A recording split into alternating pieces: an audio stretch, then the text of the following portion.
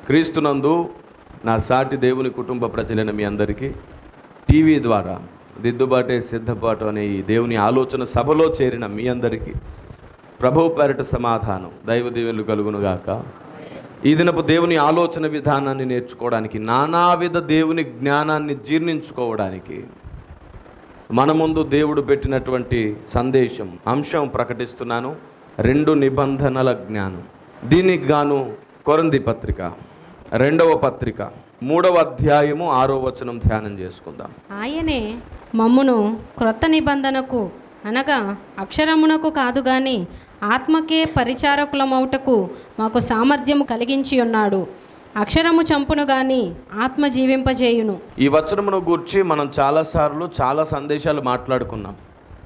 కానీ ఈరోజు ఈ వచనములో నుండి మనం మాట్లాడుకోబోతున్నటువంటి అత్యంత ప్రాముఖ్యమైన పదం కొత్త నిబంధన. ఈరోజు ఈ నిబంధనను గూర్చిన జ్ఞానంలోనికి వద్దాం. కొత్త నిబంధన అనే పదం కనబడుతుంది, కానీ మనం ప్రకటించుకున్న అంశం ఏమిటంటే 2 నిబంధనల జ్ఞానం.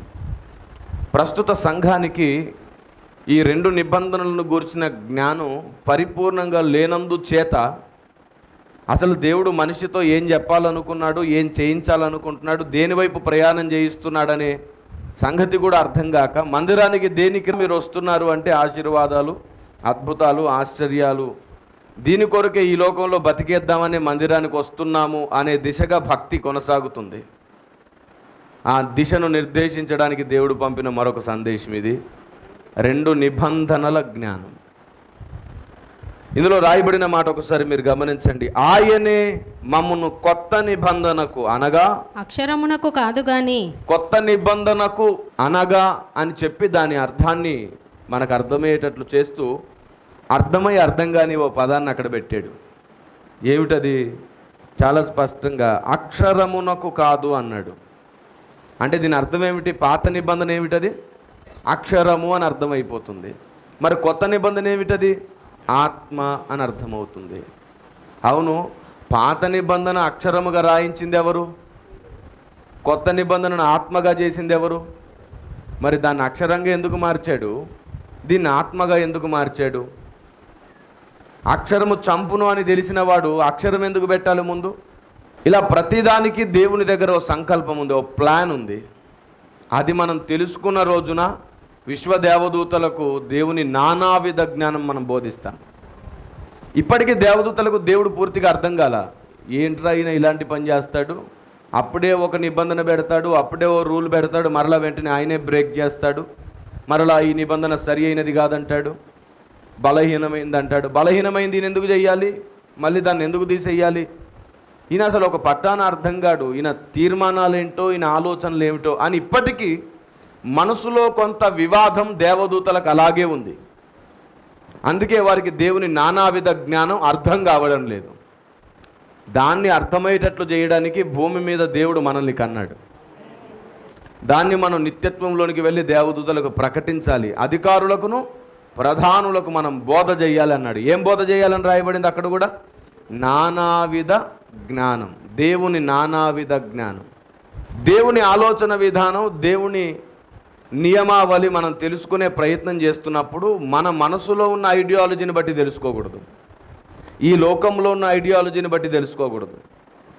దేవుడు ఏ ఉద్దేశాన్ని, ఏ ఐడియాలజీని మనకి ఇస్తున్నాడో దాన్ని ముందు మనం స్వీకరించి మిగతా వాటికి దాన్ని అప్లై చేసుకున్నప్పుడు ప్రక్షాళన చేయబడుతుంది, సంస్కరణ చేయబడుతుంది. ప్రస్తుత లోకం ఆలోచన విధానం వేరు, దేవుని ఆలోచన విధానం వేరు. ఆ మాట బైబిల్లో ప్రభువే చెప్పారు, నా ఆలోచన వేరు, మీ ఆలోచనలు వేరు. అసలు నిబంధన అంటే ఏమిటండి? నిబంధన అని దేన్ని అంటారు? ఏమండి? ఇక్కడ కొత్త నిబంధన అన్నాడు. ఏంటి కొత్త నిబంధన? ముందు ఒకసారి కొత్త నిబంధన ఏమిటో తెలుసుకొని అసలు నిబంధన అంటే ఏమిటో తెలుసుకుందాం. చూడండి, కొరింథీ పత్రిక మొదటి పత్రిక 11వ అధ్యాయము 25వ మాట చూడండి. ఆ ప్రకారమే భోజనమైన పిమ్మట ఆయన పాత్రను ఎత్తుకొని, ఈ పాత్ర నా రక్తము వలనైన క్రొత్త నిబంధన. ఏమిటంట? రక్తము వలనైన కొత్త నిబంధన. మీకు ఒక విషయం చెప్పాలి. రక్తము వలనైన కొత్త నిబంధన అని ఇక్కడ రాయించడంలో గల ఆంతర్యం ఏమిటంటే, ఆయన చేసిన 2 నిబంధనలు రక్తంతోనే చేయబడ్డాయి. 2 నిబంధనలు రక్తంతోనే. మరి అక్షరం ఒకటి ఎట్లయింది, ఆత్మ ఇంకొకటి ఎలాగైంది? 2 రక్తముతోనే చేయబడితే అక్షరం అని ఒకదాన్ని ఎందుకు పిలవాల్సి వచ్చింది, ఆత్మ అని ఇంకొక దాన్ని ఎందుకు పిలవాల్సి వచ్చింది? ఇది ఇప్పుడు మనం ధ్యానించబోట్లేదు. ఎందుకంటే అక్షరం ఎందుకు, ఆత్మ ఎందుకు అని చెప్పాలంటే నేను విశ్వన్యాయం గురించి మాట్లాడాలి, విశ్వంలో ఉన్నటువంటి విధి విధానాలను గురించి మాట్లాడాలి, పరలోక ధర్మం గురించి మాట్లాడాలి. ఇప్పుడు ఈ వేదిక మీద అది సాధ్యపడదు. 2 నిబంధనలను గురించిన జ్ఞానం మాత్రమే చెప్పగలను నేను ఈ తక్కువ సమయంలో. కానీ ఆ నిబంధనలను అలా ఎందుకు చేశాడనేది నెక్స్ట్ టాపిక్. అది ప్రభు చిత్తమైతే దాన్ని కంటిన్యూషన్గా ధ్యానించే ప్రయత్నం అయితే చేద్దాం. వీటిని మనం ఎంత స్పష్టంగా తెలుసుకుంటామో మనం అంత శక్తిమంతులం అవుతాం. ఈ సందర్భంగా ఒక మాట చెప్తాను, వినండి. మనకు నచ్చినా నచ్చకపోయినా సత్యాన్ని నమ్మడానికి ఇష్టపడితే ఆ సత్యమే మనల్ని శక్తిమంతులుగా తయారు చేస్తుంది. ఆ సత్యమే మనల్ని దేవుని బలముతో నింపుతుంది, ఆత్మతో నింపుతుంది. ఎందుకంటే సత్యము నమ్మాలి అంటే కావలసింది విధేయత, ఒబీడియన్స్. విధేయత సత్యం నమ్మడానికి ఏ రేంజ్లో ఉండాలంటే, అది ఎంత పీక్స్లో ఉండాలి అంటే, మనకంటూ ఒక స్వబుద్ధి లేనే లేదు అనే స్థాయికి పూర్తిగా దిగి సత్యాన్ని నమ్మి మరలా సత్యాన్ని పట్టుకొని పైకి వెళ్ళాలి. ఎప్పుడైతే మనం మన సొంత బుద్ధి వాడుతామో సత్యమును నమ్మలేమంట, సువార్తను కూడా నమ్మలేమంట. ఈరోజు ఇంకొక మాట కూడా చెప్తున్నాను. భూమి మీద ఎవరైతే సువార్త త్వరగా నమ్మలేకపోతున్నారో వారు స్వబుద్ధి పరులను గుర్తెరగండి. మనం ఎంత చెప్పినా సరే వారు వితండవాదం చేస్తూ నమ్మరు. చూసారండి, వారి గురించి క్రైస్తవ్యం చింతించక్కర్లేదు. వారు స్వబుద్ధి పరులను లేఖనం చెప్తుంది. త్వరగా మీకు ఆవచనాన్ని కూడా చూపిస్తాను. వీటన్నిటిని మనసులో పెట్టుకొని మనం ఈ లోకంలో ప్రయాణం చేయాలి. ఇవన్నీ మన మనసులో లేకపోతే మన ప్రయాణం కూడా వ్యర్థమైపోతుంది, నిర్వీర్యమైపోతుంది. మన కట్టడములన్నీ నిర్వీర్యమైపోతాయి. అలా జరగడానికి వీల్లేదు. కాబట్టి 2 నిబంధనలు కూడా రక్తమునకు ముడిపెట్టి ఉన్నాయి. చూడండి, హెబ్రీ పత్రిక 8వ అధ్యాయం 8వ వచనం చూడండి ఒకసారి. అయితే ఆయన అపేక్షించి వారితో ఇలాగూ చెప్పుచున్నాడు, ప్రభు ఇట్లా నేను, ఇదిగో ఒక కాలము వచ్చుచున్నది, అప్పటిలో ఇశ్రాయేలు ఇంటి వారితోనూ యూదా ఇంటి వారితోనూ నేను క్రొత్త నిబంధన చేయుదును. ఏ నిబంధన? క్రొత్త నిబంధన చేయుదును. అంటే అప్పటికి వారు పాత నిబంధనలో ఉన్నారు. అది చెబుతూ ఏమన్నాడో చూడండి. అది నేను ఐగుప్తు దేశంలో నుండి వీరి పితరులను వెలుపలికి రప్పించుటకై వారిని చేయి పట్టుకొనిన దినమున వారితో నేను చేసిన నిబంధన వంటిది కాదు. ఏమనగా వారు నా నిబంధనలో నిలువలేదు గనుక నేను వారిని అలక్ష్యము చేసి తినని ప్రభువు చెప్పుచున్నాడు. చాలా స్పష్టంగా ఐగుప్తు దేశం నుంచి నేను వారిని తీసుకొచ్చినప్పుడు ఒక నిబంధన చేశాను, అలాంటి నిబంధన ఇది కాదు అని అంటున్నాడు. అంటే ఆ నిబంధన అలా చేయడానికి ఒక ప్రాముఖ్యత ఉంది, అదే నిబంధన అంతకంటే గొప్పగా చేయడానికి ఇంకొక ప్రాముఖ్యత ఉంది. ఈ రెండింటిని మనం తర్వాత తెలుసుకుంటాం. అయితే 2 నిబంధనలు కూడా రక్తానికే ముడిపడి ఉన్నాయి అనే విషయాన్ని ఇంకొకసారి స్పష్టం చేసుకుందాం. చూడండి ఒకసారి, గలతీ 4:24 నుండి చదవండి ఒకసారి. ఈ సంగతులు అలంకార రూపకముగా చెప్పబడి ఉన్నవి. ఈ స్త్రీలు 2 నిబంధనలై ఉన్నారు. ఈ స్త్రీలు 2 నిబంధనలై ఉన్నారు. వాటిలో ఒకటి సీనాయి కొండ సంబంధమైనదై దాస్యంలో ఉండుటకు పిల్లలను కనును. ఎందులో ఉండుటకు పిల్లల్ని కనును? ఇదేమండి ఇట్లా చేశాడు దేవుడు? దాస్యమందు ఉండుటకు పిల్లల్ని కనడానికి కూడా అనుమతిస్తాడు ఆయన. అదేమి నిబంధన? దాని వెనకాలన్న దేవుని ఆలోచన ఏమిటి? ఎంత అన్యాయస్తుడో దేవుడు అనిపిస్తుంది కదా ఈ వచనం చదివినప్పుడు. కానీ ఆయన ఉద్దేశం తెలుసుకుంటే అర్థమవుతుంది, ఆహా ఎంత గొప్పోడో దేవుడు అని. ఇప్పటికీ క్రైస్తవ వ్యతిరేకులు, దైవ గ్రంథ వ్యతిరేకులు వారి పై రూపాన్ని, అక్షరాన్ని చూసి దేవుని నిందిస్తున్నారే కానీ దేవుని ఆలోచన గ్రహించిన తర్వాత ఆహా ఇది దేవుని లీల అంటారు వారి భాషలో. ఇది దేవుని లీల అని వారికి అర్థం కావాలి అంటే ముందు వారు అక్షరాన్ని మాత్రమే చూడక అక్షరంలో ఉన్న దేవుని ఉద్దేశాన్ని చూడడం నేర్చుకున్న రోజున బైబిల్లో ఉన్న సత్యం అర్థమవుతుంది. ఈ సందర్భంగా చెప్తున్నాను మరలా, బైబుల్ ఈ భూమి మీద ఉన్న సకల దేశాల ప్రామాణిక గ్రంథములను తనలో ఇముడ్చుకొని వందల గ్రంథాల ఏకకాండమే బైబుల్. దేవునికి స్తోత్రం కలుగును గాక. కాబట్టి 2 నిబంధనలు ఉన్నాయి. 2 నిబంధనలు ఎవరంటే, ఒకరు హాగరు, ఇంకొకరేమో శారా.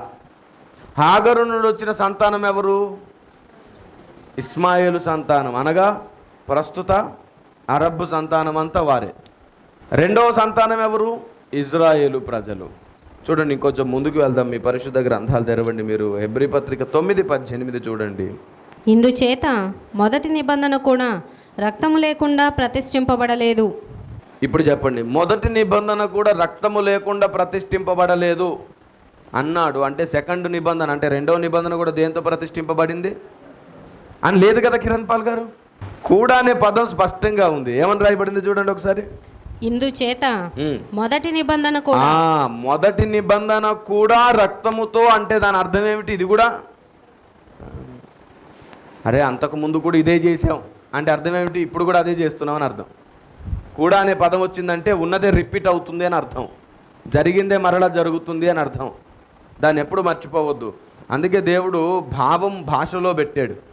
భాష రాని వాడికి భావం అర్థం కాదు, భావం అర్థం కాని వాడికేమో జ్ఞానం కలగదు, జ్ఞానం లేని వాడికేమో దేవుడు దొరకడు, దేవుడు దొరకని వానికేమో రక్షణ దొరకదు, రక్షణ దొరకని వానికి పరలోకం దొరకదు, పరలోకం దొరకని వానికి దొరుకున్నదేమిటి? నరకమే వాడి గతి కదా. అగ్ని ఆరదు, పురుగు చావదు. ఇందుచేత మొదటి నిబంధన కూడా రక్తము లేకుండా ప్రతిష్ఠింపబడలేదు. ధర్మశాస్త్ర ప్రకారము మోషే ప్రతి ఆజ్ఞను ప్రజలతో చెప్పిన తరువాత ఆయన నీళ్లతోనూ రక్తవర్ణము గల గొర్రెబొచ్చుతోనూ హిస్సోపుతోనూ కోడల యొక్కయు మేకల యొక్కయు రక్తము తీసుకొని. దేని రక్తం అంట? అప్పుడు కూడా రక్తముతోనే నిబంధన జరిగింది, ఇప్పుడు కూడా రక్తముతోనే నిబంధన జరుగుతుంది. నిబంధన ఎప్పుడు రక్తంతోనే ఉంది, రక్తము లేకుండా నిబంధన లేనే. అందుకే హేబేలు మొదలుకొని రక్త ప్రోక్షణే ప్రాముఖ్యంగా దేవుడు భావించాడు. రక్తము లేకుండా దేవునికి భక్తునికి మధ్యలో నిబంధనే లేదు. ఎందుకు లేదు? మీ దేవుడు రక్తాన్ని తాగుతాడా అంటున్నారు లోకం. అంటే రక్తం తాగడానికి కాదు అక్కడ బలి అయ్యేది, నీ పాపముల నిమిత్తం నువ్వు చావడం ఇష్టం లేక ఆయన వచ్చి చనిపోవడానికి ముందుగానే దేవుడు ఉదాంతములుగా జరిగిస్తూ వచ్చాడు. అదంతా వేదములలో కూడా దేవుడు బలికర్మకాండ ఎందుకు చేశాడంటే, నేను అలాగే వచ్చి మరణించినప్పుడు నన్ను గుర్తుపట్టండి, అప్పుడు నేనే ఆయననని, అప్పుడు మీకు రక్షణ కలుగును అన్నాడు. అందుకే ఏమంటాడు శుక్లయజుర్వేదంలో చాలా స్పష్టంగా, నేను అంధకారమును అధిగమించి ఆ మహాపురుషుని రూపమును తెలుసుకున్నాను, అతని తెలిసిన వాడే మృత్యువుని జయించగలడు, నాణ్యపంధా విద్యతే యానయ, అది తప్ప అనుసరించుటకు అన్య మార్గమే లేదు అంటాడు. ప్రభువు అదే చెప్పాడు, వేరే మార్గం లేదు, నేనే మార్గం అన్నాడు. నన్ను వెంబడించకపోతే మీకు రక్షణే లేదన్నాడు. ఆ మహాపురుషుణ్ణి తెలుసుకోవడమే రక్షణ అని వేదం చెప్పింది. ఆహా, మహాపురుషుడు బలి అయితేనే రక్షణ అని బైబుల్ చెప్తుంది. ఆయన మన కోసం వచ్చాడు, అంధకారమును అధిగమించి. ఆయన తెలుసుకున్న ప్రజలం మనం, ఇంకా అంధకారంలో ఉన్న ప్రజలకు వెలుగు కూడా మనమే. దేవునికి మహిమ కలుగును గాక. మీరు లోకమునకు ఏంటి వెలుగు? టచ్ అని చెప్పేదా? అద్భుతాలు ఆశ్చర్యాలు చేసేదా? దేవుడు నిన్ను బ్లెస్ చేస్తాడు, దీవిస్తాడనే మెసేజ్లా? ఏమిటండి వెలుగు? వాడికి అర్థం కాని, వాడిలో ఉన్న అజ్ఞానాన్ని గుర్తించి నీకు అర్థమైన, వారికి అర్థం కావలసిన జ్ఞానాన్ని బోధించడము వెలుగు. వారిని అజ్ఞానాంధకారంలో నుండి అర్థవంతమైన మార్గంలోనికి తీసుకొని రావడం వెలుగు. జ్ఞానమే వెలుగు. దేవునికి మహిమ కలుగును గాక. దాన్ని ప్రకటించాలి. అన్యజనాంగమునకు నువ్వు ప్రకటించేటప్పుడు అద్భుతాలు, ఆశ్చర్యాలు, సూచక క్రియలు చెబితే వారు వెలుగులోనికి రారు, వాళ్ళు కేవలం డైలమాలోకి వస్తారు. వాళ్ళకి ఆశీర్వాదాలు, దీవెనలు కావాలంటే తిరిగి వెళ్ళిపోతారు. మనం వారికి జ్ఞానమే బోధించాలి. అలాంటి అచ్చు జ్ఞానమే ముద్రింపబడుతుంది. సనాతన ధర్మ పరిరక్షణకు జీవం అనే గ్రంథం వస్తుంది. దేవునికి మహిమ కలుగును గాక. రక్తము వలన 2 నిబంధనలు స్థిరపరచబడ్డాయి. ఇది నిబంధనను గూర్చిన జ్ఞానం. చూడండి ఒకసారి మత్తయి సువార్త 26:28. ఇది నా రక్తము, అనగా పాపక్షమాపణ నిమిత్తము అనేకుల కొరకు చిందింపబడుచున్న నిబంధన రక్తము. ఇప్పుడు చెప్పండి, తాగే రక్తమా, చిందించింది పాప క్షమాపణ రక్తమా? ఇదిగోండి, అందుకే చిందించవలసి వచ్చింది.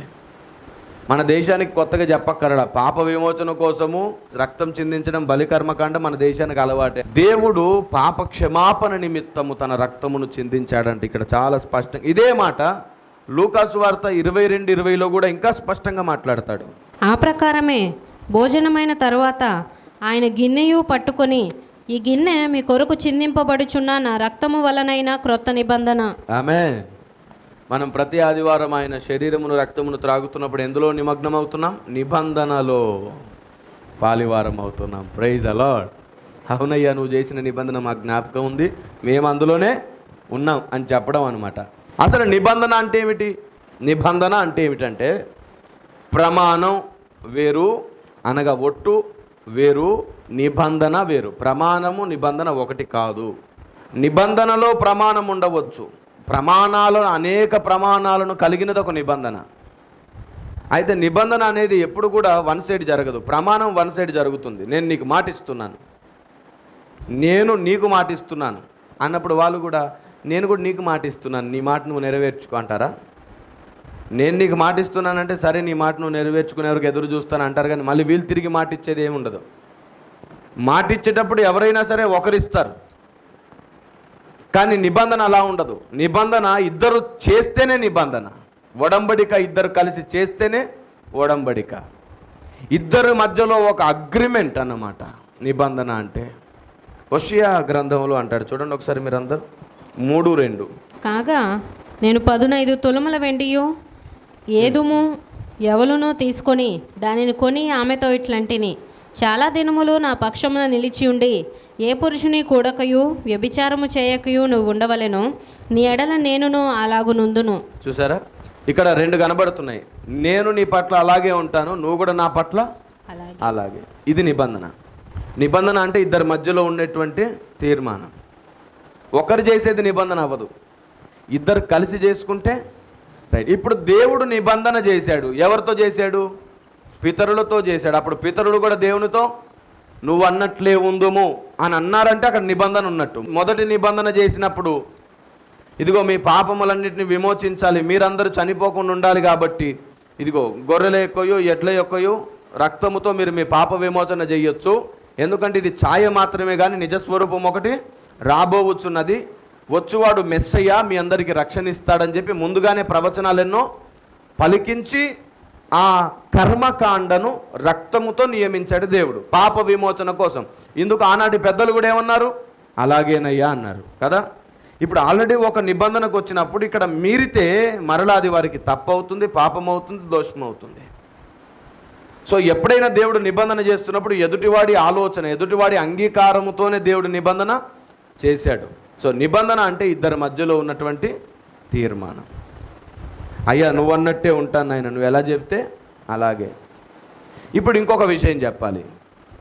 నిబంధన మీరితే ఏమవుతుంది? ఆజ్ఞ అతిక్రమమే పాపం. మీకు ఒక విషయం చెప్పనా, మనం పరిశుద్ధులం అవ్వాలంటే ఏం చేస్తే అవుతాం?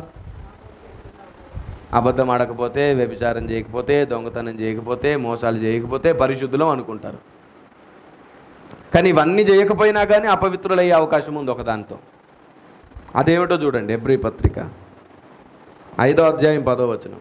మరియు ఆయన సంపూర్ణ సిద్ధి పొందినవాడై మెల్కీసెదెకు యొక్క క్రమంలో చేరిన ప్రధాన యాజకుడని దేవుని చేత పిలువబడి తనకు విధేయులైన వారికి అందరికీ నిత్య రక్షణకు కారకుడాయెను. ఏమండి, ఎవరికి నిత్య రక్షణ? అది పాయింట్. విధేయులకే రక్షణ. మరి వీళ్ళు ఏ తప్పు చేయకుండా పరిశుద్ధంగా నీతిగా యథార్థంగా ఉన్నారు, కానీ విధేయులు కాదు, రక్షణ వస్తుందా? అంటే దీని అర్థం ఏమిటి? రక్షణ రావడానికి కారణం ఏమిటి? విధేయత. ఇప్పుడు పరిశుద్ధతకు కారణం ఏమిటి? విధేయత ఉంటేనే పరిశుద్ధత వస్తుంది. విధేయత లేకపోతే పరిశుద్ధత రాదు. ఎంత నీతిమంతులైనా పరిశుద్ధులు కాదు దేవుని దృష్టికి. ఎంత మంచి వాళ్ళైనా, ఎన్ని గొప్ప నియమములు పద్ధతులు పెట్టుకున్నా దేవునికి విధేయులు కానంత వరకు పరిశుద్ధులు కారు. అలా ఎలా కుదురుతుందండి? అంటే ఈ లోకంలో ఉన్న ఆలోచనతో ఉండిపోయాం కాబట్టి అర్థం కావట్లేదు. కానీ నాతో పాటు ఈ వాక్య ప్రపంచంలోనికి రండి. ఇప్పుడు ఇంకో వచనం చూపిస్తాను, చూడండి మీరందరూ. అపోస్తుల కార్యం 5:32 చూడండి. మేమును దేవుడు తనకు విధేయులైన వారికి అనుగ్రహించిన పరిశుద్ధాత్మయు ఈ సంగతులకు సాక్షులమై ఉన్నామని చెప్పిరి. ఏమిటంటండి? విధేయులైన వారికి రక్షణ మాత్రమే కాకుండా ఇంకొకటి కూడా ఇస్తాడంట. ఏమిటంటే అది పరిశుద్ధాత్మని ఇస్తాడంట. దేవా నీ ఆత్మను నాకు ఇవ్వు, నీ ఆత్మను నాకు ఇవ్వని ఏడ్చి ఇంకా దేవుడు నాకు ఆత్మని ఇవ్వట్ల, నా ప్రార్థన వినట్లేదు అనుకుంటారు చాలామంది. విధేయత లేదు, ఏమి లేదు. లోబడు స్వభావం నీ మనసులో తగ్గింది, అందుకే ఆత్మ లేదు నీ మీద. పరిశుద్ధాత్మను పొందాలనుకున్న వాళ్ళందరూ మొదట ఒబీడియన్స్ని ప్రాక్టీస్ చేయండి. హెబ్రీ పత్రిక 4:11 చూడండి. కాబట్టి అవిధేయత వలన వారు పడిపోయినట్లుగా. దేని వలన పడిపోయారంట? అవిధేయత వలన పడిపోయారంట. హెబ్రీ 3:18 తన విశ్రాంతిలో ప్రవేశింపరని ఎవరిని గూర్చి ప్రమాణము చేసెను? అవిధేయులైన వారిని గూర్చియే కదా. ఇప్పుడు చెప్పండి, అవిధేయత సమస్త నాశనమునకు మూలం. నేను మరలా చెప్తున్నాను, విధేయత కలిగితే పరిశుద్ధతతో పాటు ధన్యత కలుగుతుంది. అవిధేయత ఉంటే ఉన్న ఆశీర్వాదాలు పోతుంటాయంట. చూద్దాం ఒకసారి, విధేయత వల్ల పరిశుద్ధత కలుగుతుందా కలగదా చూద్దామా? రోమా పత్రిక 5:19 ఏలయనగా ఒక మనుషుని అవిధేయత వలన అనేకులు పాపులుగా ఎలాగూ చేయబడిరో అలాగే ఒకని విధేయత వలన అనేకులు నీతిమంతులుగా చేయబడుదురు. ఇప్పుడు చెప్పండి, ఒక మనిషి అవిధేయుడైతే అందరు పాపులు చేయబడితే, అదే విధేయత వల్ల ఏమొచ్చింది? నీతి పరిశుద్ధత వచ్చేసింది. దేవునికి స్తోత్రం కలుగును గాక. సో ఇప్పుడు చెప్పండి, విధేయత వల్ల ఏమొస్తుంది? పరిశుద్ధత కూడా వస్తుంది. ఎందుకంటే లోబడే మనస్సుని ఆటోమేటిక్గా దేవుడు సరైన మార్గంలో నడిపిస్తాడు. అరే భూమి మీద నీకు ఒక అప్పచెప్పబడ్డ ఓ పని, ఓ బాధ్యత, ఒక ఇల్లు, ఓ మనిషి, ఈ విషయంలోనే నువ్వు నమ్మకంగా ఉండకపోతే ఎట్లా దేవుడు నీకు పరలోకం ఇస్తాడు? అందుకే ఇవ్వడంట. అవిధేయులకు దేవుడు విశ్రాంతి ఇవ్వడంట, నిత్య రక్షణ ఇవ్వడంట. ఎందుకంటే అవిధేయులుగా ఉన్నందుచేతనే కదా ఇంత పెద్ద జగన్నాటకం జరుగుతుంది. ఆ కెరూబుకు అవిధేయత కలగకపోతే ఇదంతా ఉండేది కాదు కదా. అవిధేయతే నాశనమునకు మూలమైంది. మరలా అలాంటి అవిధేయత సంఘంలో చూడకూడదు అనుకుంటున్నాడు దేవుడు. అందుకే విధేయత విధేయత విధేయత. విధేయతలో రక్షణ ఉన్నది, నమ్ముటలో రక్షణ ఉన్నది. దేవుడు ఒకటి చెప్తే దాన్ని చేయడంలో రక్షణ ఉన్నది. Praise the lord. కాబట్టి దేవుడు నూతన నిబంధన మీకు చేయునుగాక. మీ వ్యక్తిగత జీవితాలకు దేవుడు నిబంధన చేయాలంటే విధేయత అనే విత్తనాన్ని వేయండి. దేవుడు మీకు తోడైండునుగాక. రండి ప్రార్థన చేసుకుందాం. సర్వకృపానిధివైన మా ప్రభువా, నిన్న నేడు ఏకరీతిగా ఉన్న మంచి దేవుడు, 2 నిబంధనల జ్ఞానము విషయములో ప్రజలందరితో మీరు మాట్లాడారు. నీ కృతజ్ఞతలు ప్రభువా. అయ్యా మేము ఎలా కట్టుకోవాలో, ఎలా నడవాలో ఇంకొకసారి మీరు మాకు బోధించి మాకు అవకాశం ఇచ్చినందుకు వందనాలు. మాకు ఎంత ధైర్యమునిచ్చినందుకు వందనాలు దేవా. విధేయత ఎన్నిటికీ మూలమో మాకు అర్థమయ్యేటట్లు చేసినందుకు వందనాలు. మేమందరము విధేయులమై నీ ప్రతి ప్రాముఖ్యమైన పనిలో నీకు జ్ఞాపకానికి వత్తుముగాక. మేమున్నాము, మమ్మల్ని వాడుకోదేవా. యేసు నామములో ప్రార్థన చేస్తున్నాం తండ్రి, ఆమేన్. ఇప్పుడు ఎప్పుడు ఎల్లప్పుడు సత్యమే గెలవాలి. సర్వ సత్యమేవ జయతే. ఆమేన్. క్రీస్తునందు నా సాటి దేవుని కుటుంబ ప్రజలారా, ప్రభు పేరిట మీ అందరికీ సమాధానం కలుగునుగాక. ఇప్పుడు మీ అందరికీ శుభవార్త. గుడివాడ బేతవోల్ వాటర్ ట్యాంక్ పక్క వీధిలో ఉన్నటువంటి WCM చర్చ్లో మీ అందరి కోసం ఉదయకాలపు ఆరాధన ప్రారంభించడం జరిగింది. ప్రతి ఆదివారం ఉదయం 7 గంటల నుంచి 9 గంటల వరకు మొదటి ఆరాధన, ఉదయం 9:30 నుండి 12:30 గంటల వరకు రెండవ ఆరాధన, సాయంత్రం 6 గంటల నుండి 8:30 గంటల వరకు తమిర్షి గ్రామంలో 3వ ఆరాధన జరుగుతుంది. అద్భుతమైన స్తుతి ఆరాధన, వాక్య ధ్యానము, ప్రభు శరీరము రక్తము తిని త్రాగే అనుభవంలోనికి, దేవుని నియమంలో సాగిపోయే అద్భుతమైన ఘట్టంలోనికి మిమ్మల్ని ఆహ్వానిస్తున్నాను. అత్యంత త్వరలో మా హిందీ ఆరాధన, ఇంగ్లీష్ ఆరాధనలు కూడా ప్రారంభించబడబోతున్నాయి. ప్రార్థన చేయండి, పాల్గొనండి. వాక్యం లేక ఇబ్బంది పడుతున్న వారులారా, ఏ మందిరానికి వెళ్ళలేక ఇబ్బంది పడుతున్న వారులారా, మీకు స్వాగతం. దేవుడు మీ అందరికీ తోడయ్యుండును గాక. God bless you.